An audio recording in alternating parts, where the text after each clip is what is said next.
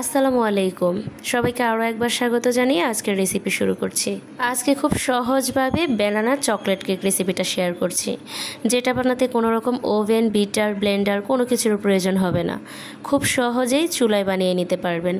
বাচ্চাদের টিফিনের জন্য অথবা কিন্তু চায়ের সাথে চাইলে এই চকলেট ব্যানানা কেকটা রেখে দিতে পারেন, সবাই অনেক বেশি পছন্দ করবে। তবে কিভাবে বানালে খুব সফট হবে আর খেতেও খুব ভালো লাগবে, এমনকি কলার কোনো গন্ধ থাকবে না, সেই সহজ রেসিপিটাই আপনাদের সাথে শেয়ার করেছি।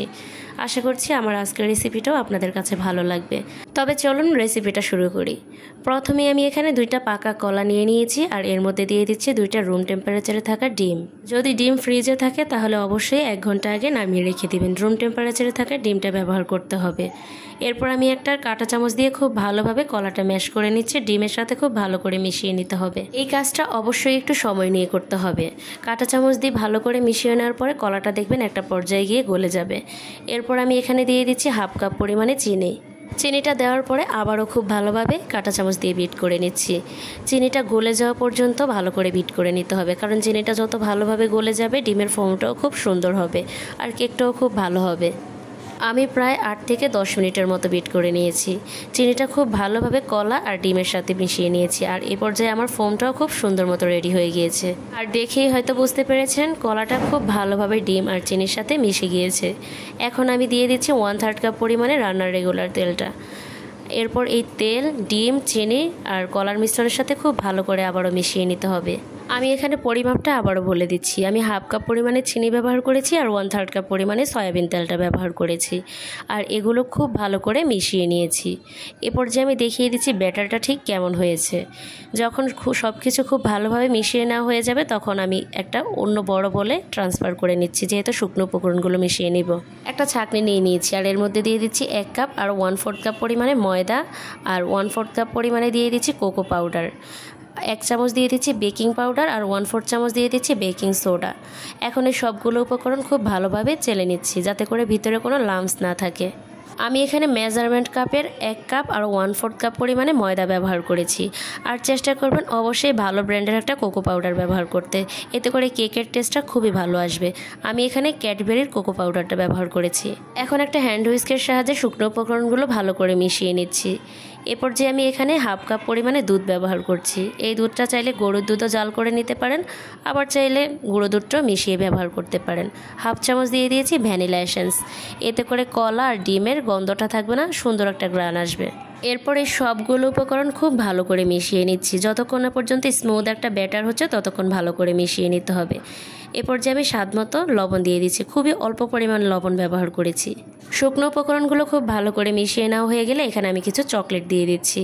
এটা ক্যাডবেরির চকলেটটা ছোট টুকরো করে কেটে নিয়েছি। আপনারা চাইলে এখানে চকলেট চিপসটাও ব্যবহার করতে পারবেন অথবা ডার্ক চকলেটটাও ব্যবহার করতে পারবেন।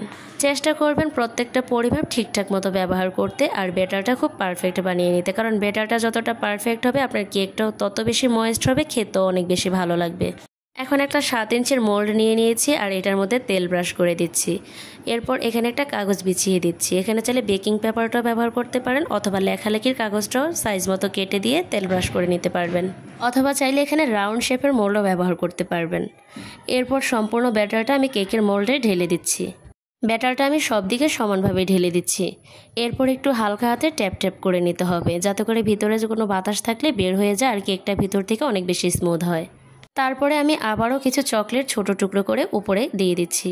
এটা চাইলে বাদও দিতে পারেন, তবে দিলে দেখতেও ভালো লাগবে, খেতেও খুবই ভালো লাগবে। এরপর চুলায় একটা মোটা তলযুক্ত হাঁড়ি বসিয়ে দিয়েছি। ভিতরে একটা স্ট্যান্ড দিয়ে ঢাকনা দিয়ে আমি প্রায় 5 মিনিটের মতো প্রিহিট করে নিয়েছি।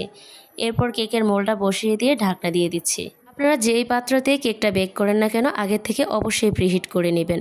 এরপর আমি 40 মিনিট পরে একবার চেক করে নিয়েছি, তারপরে আবারও 20 মিনিট অপেক্ষা করেছি। মোট আমার এখানে সময় লেগেছে 60 মিনিট। চুলার আঁচটা লোয়ে রেখে আমি 60 মিনিটের মতো বেক করে নিয়েছি। এরপর আমি একটা কাঠি দিয়ে চেক করে নিচ্ছি ভিতরটা একেবারে পারফেক্টভাবে হয়েছে কিনা। আমার কাঠিটা একেবারেই পরিষ্কার এসেছে। কেক বেক করার সময় বারবার ঢাকনা উল্টে দেখতে যাবেন না, এতে করে কেকটা চুপসে যায়। অবশ্যই একটা নির্দিষ্ট সময়ের পর চেক করে নেবেন। আমি 40 মিনিট পরে একবার চেক করে নিয়েছি। নিয়েছি, আবারও 20 মিনিট অপেক্ষা করেছি। মোট আমি 60 মিনিটের মতো বেক করে নিয়েছি। এরপর ঠান্ডা হওয়ার পরে আপনাদেরকে মোল্ড আউট করে দেখাচ্ছি। এই চকলেট ব্যানানা কেকটা খেতে যেমন মজার আর বানানোও কিন্তু অনেক বেশি সহজ। বাচ্চাদের টিফিনের জন্য খুব সহজভাবে এই কেকটা বানিয়ে নিতে পারবেন, অথবা বিকেলের নাস্তাও কিন্তু এই কেকটা পারফেক্ট একটা নাস্তা হিসেবে সার্ভ করতে পারবেন। রেসিপিটা যদি হুবহু ফলো করেন তাহলে কিন্তু আপনারাও এরকম পারফেক্ট একটা চকলেট কেক বানিয়ে নিতে পারবেন। কোনো রকম বিটার, ওভেন অথবা ব্লেন্ডার মেশিন ছাড়াও কিন্তু এই ব্যানানা চকলেট কেকটা খুব পারফেক্টলি চুলায় বানিয়ে নিতে পারবেন, শুধুমাত্র যদি টিপসগুলো ভালোভাবে ফলো করেন। এরপর এক পিস কেক আপনাদের সাথে ভেঙে শেয়ার করছি। ভিতর থেকে কতটা পারফেক্ট হয়েছিল, অনেক বেশি স্পঞ্জি ছিল আর খেতেও অনেক বেশি মজার ছিল। একেবারে নরম তুলতুলে হয়েছে কেকটা। বাইরে থেকে চওড়া দামে অস্বাস্থ্যকর কেক না কিনে বাসায় একবার হলেও এভাবে ট্রাই করবেন। বাচ্চারা যেমন অনেক বেশি পছন্দ করবে, সাথে বড়রাও খুব পছন্দ করবে। আশা করছি প্রতিদিনের মতো আমার আজকের রেসিপিটাও আপনাদের কাছে ভালো লেগেছে।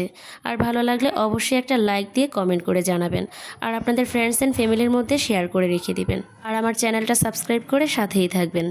আজকের মতো এখানেই বিদায় নিচ্ছি। সবাই খুব বেশি ভালো থাকবেন। আল্লাহ হাফেজ। আসসালামু আলাইকুম।